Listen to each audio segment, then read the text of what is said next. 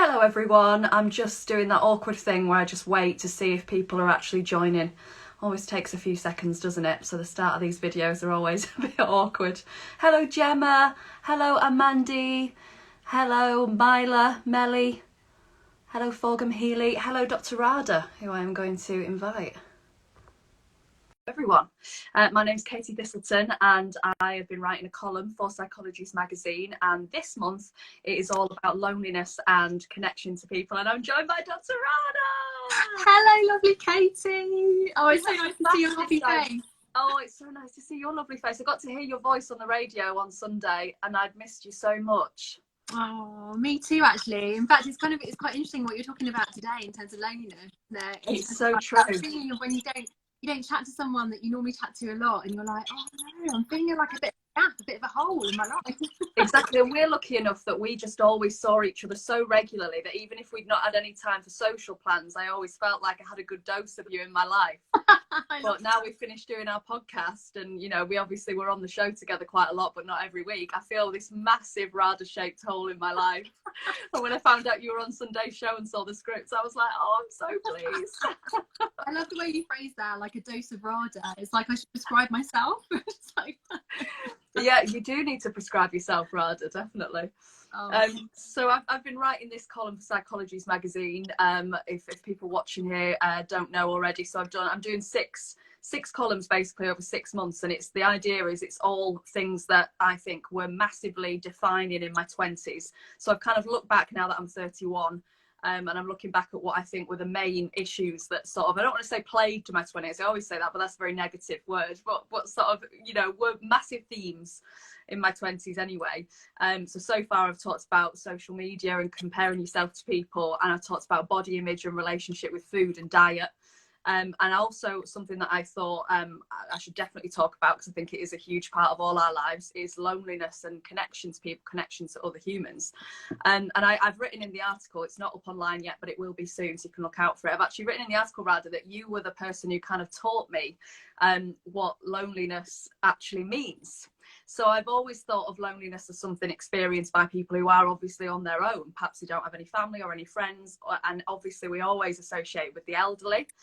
And it is a huge problem with the elderly. I mean, I can't watch those Age UK adverts. They are the most heartbreaking thing. I mean, they're effective because I sit there blubbing, donating. They're very effective at what they do. But we do think of loneliness as something traditionally felt by an older person or someone alone. But then we know from doing our shows, don't we, from doing the surgery and from Life Hacks, that there are all these statistics that actually show that lots of young people feel lonely, lots of students feel lonely.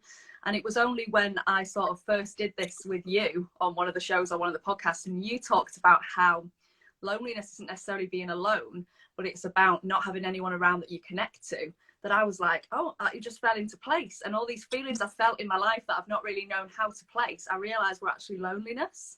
Yeah, and you're so right, isn't it? Because I think, again, like, we tend to get fed images when the word lonely is used. We tend to kind of get fed the same images, don't we? Like you say, of perhaps elderly people sitting in a room on their own, you know, perhaps in a corner of the room. And so we kind of associate those images with, you know, the fact that, well, if we're lonely, then we should look like that in life. And when we don't look like that in life, but we still feel lonely, we're like, okay, well, what's wrong with me then? But like you say, it's not about being on your own. It's that loneliness basically comes from that sense of not having any meaningful connection with people around you. And also, I think even more interesting than that, it's about not having meaningful connection with yourself as well, actually. So we often forget about the relationship with ourselves. I think there's a great quote which I saw the other day, which says, if you're feeling lonely when you're alone, then you're in bad company. Which is really great, because actually it's like, well, if you're in bad company, what can you do? What's in your power and control to actually develop and actually make the relationship with yourself something that actually like nurtures and nourishes you, which I think we don't often think about when we're talking about loneliness. Yeah, that's really important actually, because I suppose if you've got a lot going on, you're uncomfortable with your own thoughts, aren't you? You're uncomfortable perhaps being on your own and thinking about everything that's going on for you. But if you're in a really great place in life, and then you're perhaps not going to feel the same way. Oh, hello Sharu, who was joined, who I just think is amazing. She is so wonderful. And also hello to Divorce Goddess, who was saying, you know, this is felt by lots of single parents too.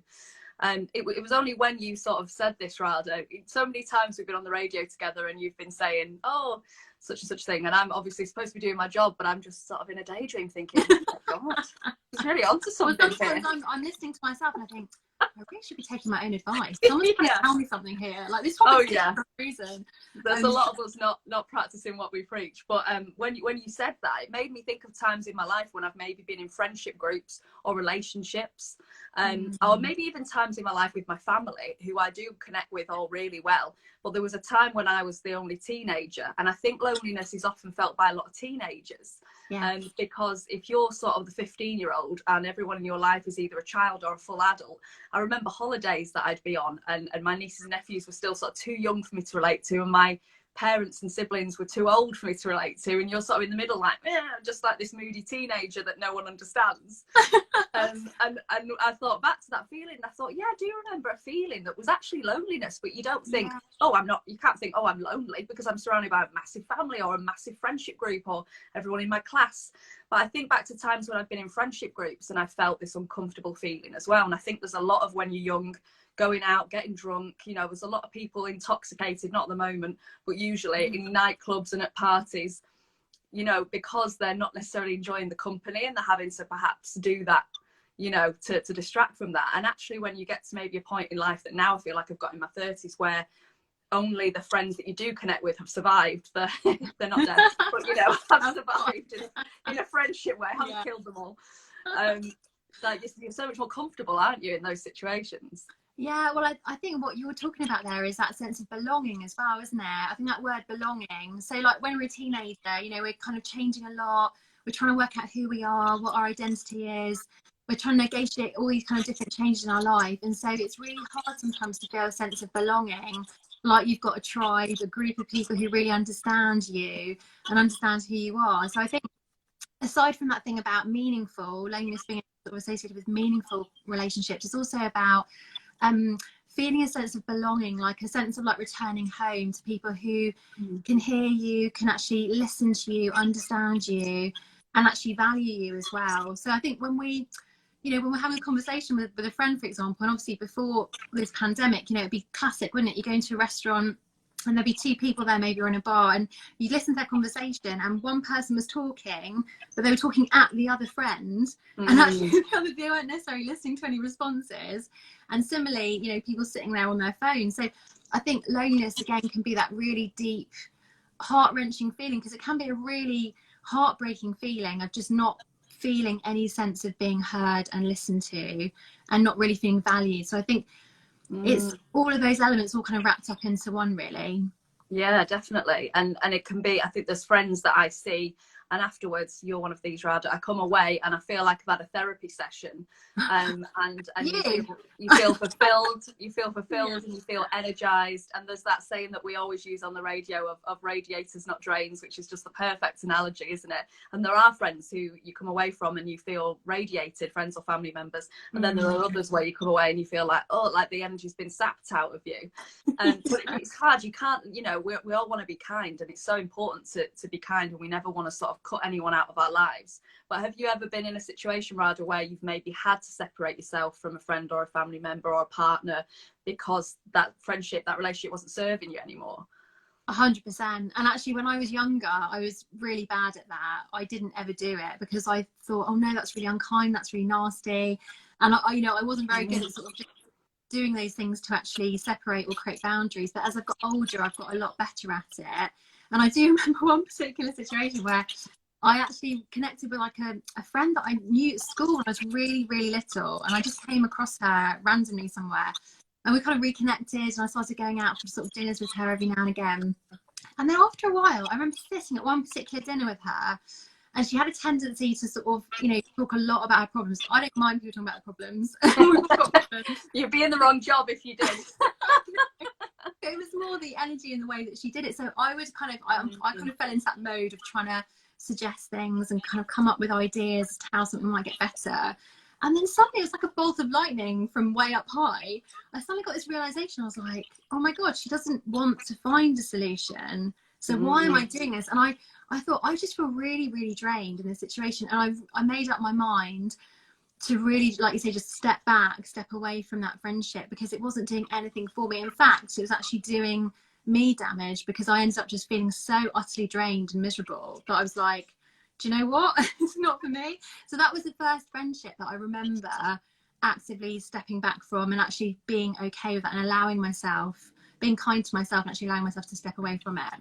Yeah, and I think sometimes it just happens naturally as well, doesn't it? Sometimes it's not the case of having to cut someone out. I mean, when I think of so many friends that I was so close to for whatever reason, and there's just been this unspoken separation, there's this sort of conscious uncoupling that's not been a decision anyone's made. But it's perhaps that friend just served each other so well at a certain point in your life, if you went to school together, or you did the same job, or you did the same degree, so you really needed that like-minded person. And then there's other friendships where I know I'll connect with those people, you know, forever, regardless of whether we're doing completely different things, have completely different lifestyles. You know, there'll kind of be this common ground and this common understanding. Yeah, that is so true. And I think it's good to recognise that as well, because, you know, we all change as people, and actually if we weren't changing, that would be quite worrying, because we weren't necessarily learning or growing as people. So, you know, we're not static, we're kind of dynamic as human beings, so we're constantly changing. So therefore, like you said, Katie, people come into our lives, some stay, some go, some are just there for a period of time. And I often think it's really helpful to think about friendships and relationships as whatever's coming up in them as being almost a reflection of something in you. So if there is a challenge in that friendship or relationship, what's it reflecting in you? What's it trying to tell you? Or what's it showing you about yourself that you need to sort of learn from or grow from? And I think if we framed friendships in that way, then we would find it easier to step back, create boundaries, and actually kind of develop ourselves as people, rather than what we tend to do, or we're encouraged to do, which is to blame the other person. They're all it's their fault. That happens a lot. I think that happens a lot in families as well. Sometimes when there's tension in families, I think it's because you're worried about the other person. I've had times where I've been worried about a family member or a friend, and it's come back in me being irritated with them, because I suppose you just want them to do what you want them to do, because you want them to be okay. You know, when you have that real love and connection to someone, that happens, doesn't it? And now I try and stop, and I think, with like shouting at people about washing their hands. yeah, exactly. I try and stop now, and I think, why am I angry at this person? What is it? Why are they annoying me? I'm on social media, you know, we all get irritated by people on social media, don't we? And now I try and be, well, why is that person annoying me? Is it because I'm envious of them? Is it because they're reminding me of something I need to do or I should do? Or are they reminding me of a bit of me I don't like? Or, you know, there's something there that, or am I worried about them, and so I'm annoyed that they keep doing that thing that they shouldn't be doing? There's a lot of that, isn't there? Definitely. Absolutely. And that's great, because that shows like a lot of emotional intelligence, a lot of being able to step back, reflect, really think about what's going on. Because actually, and it's the same with this year, I sort of think that, you know, we're all being asked to sort of step back and learn lessons, and to change things in all our individual lives, but also as a world. And so I actually think that, you know, if we have to go through something really hard like this year, at least we can try and get something out of it. That's how I frame it. I'm like, if I have to go through all this awful stuff, I need to get something out of it in order for me to feel like, you know, I went through it. Do you know what I mean? Because if I can't find those little bits, those little gems, then I'm just like, oh, whatever. Yeah, you feel like you've missed a year of your life otherwise. Yeah. I was thinking the other day, like the fact that there's been no like holidays, no like big events, no, you know, that's made me feel, no big family get-togethers, that's made me feel like I've just kind of missed a year of life. But I think, yeah, we need to, for our own sanity, we need to remember that there have been things that we've got out of this year, that time. You know, we were talking about this on the radio at the weekend, weren't we? We did on Radio 1, we talked about reflecting on your 2020 and what it's taught you, and there were quite a lot of people messaging in sort of saying, God, I don't know what I'd have done without this year, actually, because at what point would, you know, what else, you know, presumably something else would have come along for that person that would have made them stop in the tracks. But you know, it's done it for everyone. Not necessarily. It's done it for everyone. It's made them go, hang on a minute, what's your priorities? On that note, I was going to write, I planned these 6 topics that I was going to write my columns on for Psychologies magazine ages ago, pre-COVID, and obviously writing about loneliness and connection to people. I've not actually written the column about loneliness at the moment. I've just kind of written it about what my 20s were like, of course, when COVID had nothing to do with anything. Yeah. But it would seem silly to kind of do this live and not talk about how, you know, at the moment connection to people is harder than ever. Have you noticed through your work, Radha, that people have felt lonelier this year? Absolutely. So I think there's a statistic from the British Red Cross who do a lot of work around loneliness, and they said that 1 in 5 people, this was before the pandemic, felt lonely. And I think it was something roughly about 10 to 15% of young people aged between like 18 and 25 said they often or always felt lonely. So this was before the pandemic. And as we know, those unfortunately have only gone up. So it has increased during the pandemic. It has increased during coronavirus for obvious reasons in terms of physical connection, but also just, you know, separate to that in terms of physical, you know, ability to meet up with people. It's also because every single one of us has gone through loads of changes and challenges in each area of our lives, or one or many of those. And when we've gone through challenge and we are trying just to get through that challenge and survive that change, the first thing we tend to do when we're stressed is to withdraw from other people and not to connect, not to ask for help, or not to reach out, because we're like trying to maintain our energy. It's enough just to kind of get through that big change. So I think that's also been a huge thing. So the one thing I think which has helped to sort of maintain friendships this year is having friends and friendships where you can really be your authentic self. So if you are low in that energy, you can still reach out. You don't have to put on a front. And I think those authentic friendships have managed to survive much more this year for that very reason. Whereas sometimes the other friendships where we feel like we have to put a front up or make an effort have actually probably fallen by the wayside a lot more as well. You're right, actually, that kind of natural growing apart that we're talking about, that sort of separation that happens with the friends that maybe aren't supposed to be in your life, this is a year when that probably would have happened. So it's an excuse to get rid of a few people, isn't it? You just press fast forward on that, to be honest.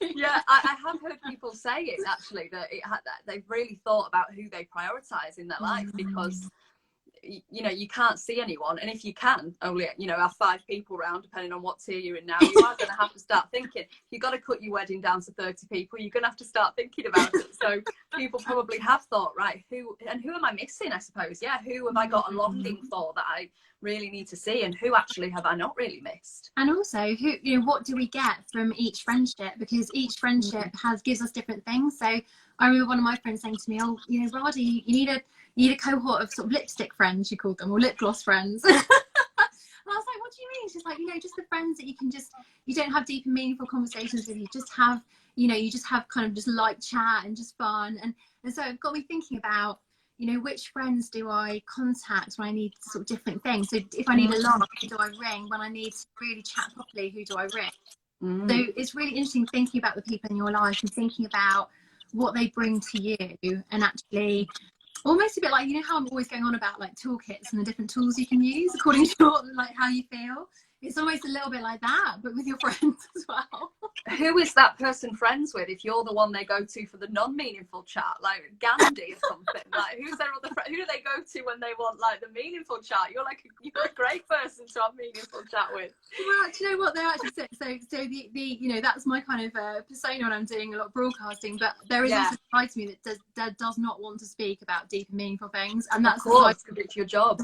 That watches like box sets, that likes Lord of the Rings, and like literally just Peter Kay's car share, and doesn't watch any hospital dramas at all on television. Oh yeah, like, don't blame you. I want to get away from it all. So, but it's interesting to think about the different people in your life and what they bring to you. And I think also it's really important this year to invest in friendships. So those people you really have decided are the people who you love and you really connect with meaningfully, send them a little card, a little present. I mean, like you, Katie, you sent me a gorgeous birthday card, and it's all those little things that just help someone feel valued. And I think the more we can do those small things, the better we can maintain our friendships through this really difficult time as well. And also not to take things personally. I had a friend when I was at university who, when I met up with her, all she would ever say is, oh, Rod, I never see you, I never see you. And all she'd talk about when I actually saw her was the fact that I never saw her. And I was like, but we're here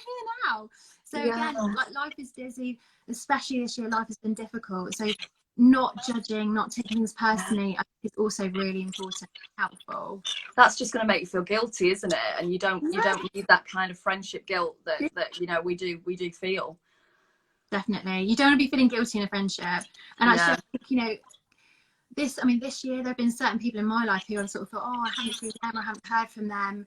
But I've tried to really step back and be conscious of that and say, do you know what, it's probably not about me. Maybe they're having a difficult time. Maybe I don't know what's happening for them.